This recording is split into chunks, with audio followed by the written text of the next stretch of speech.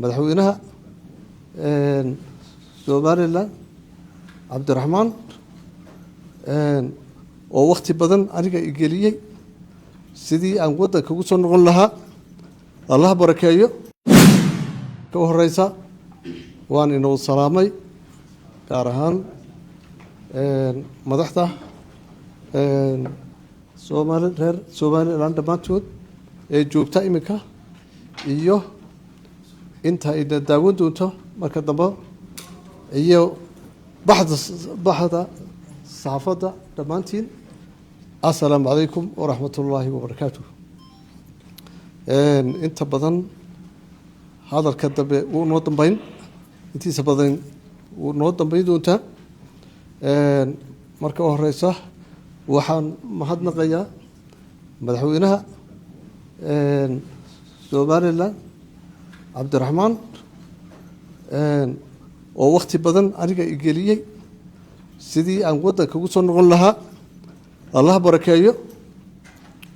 waqti badan buu igeliyay waana dhageystay markii laga samri waayay rag badan iyo erga badan oo soo diriyay marka waan u mahadnaqaynaa namaro madaxweynaha inta dambana waa isku dambaneynaa haddii alla yidhaha marka dee oday dhaqan siyaasadna isku darsaday ayaan ahaa oo danta shacbigiisu danta maaragtay reer Samaroon iyo danta Somalilandba iyaan runtii u halgamayay waxaa hagaajaan sidii wuxuu hagaajin lahaa oo kaliya hataa iyo horta u maqnaa xumaan karna iguma jiro dadkani waa dadkaygii aan jecelahay weeyi reer Somaliland muddo dheer danta kaliya hataa iyahan isku haysanay sidee waxa maaragtay danta loo kordhin lahaa kaliya darabana oo dhibaatooyinka badan oo jira oo adduunka ma jirta oo Soomaaliya ka jira innaga in haysta taa kaliya hataa maranu maaragtay waxaanu halgamayay yahay sidii wax loo sii saxray yahay ta ugu muhiimsan waxay ahayd professorkii Ali Galeef ninka la yiraahdo dacwadii uu wadi jiray runtii iyo saluugii uu jiray ku jiray kaas un baan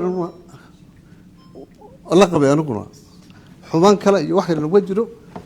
wanaag iyo walaalnimo iyo hadeedad iyaan u soo noqday dadkii iga samri waayay dilbkay soo noqdaane ilaa madaxweynaha iyo Soomaaliland haday tahay iyo Samaroon badana waxay yiraahdeen suldaano noo soo noqo iyo yiraahdeen inta soo dhalhayn markaan eegayna waxa laga yaabaa jacaylka kadabulsu u jecel yihiin Somaliland ta isaaq jacayl taasa ka badan markaan ugu eegay ya iyaga deedabadeetana waa la qasbay waan dhageystay si kale oo wixii lagu sii hagaajin karnaa oo ka badan oo nabad ku jirto oo la nabad ku jirto ya oo deganaansho ku jirto ayaa nagu soo noqday haddii alla yiraahdo inta ka badan ragayga ka hadli doona haddii alla yiraahdo assalaamu calaykum waraxmatullaahi wabarakaatuh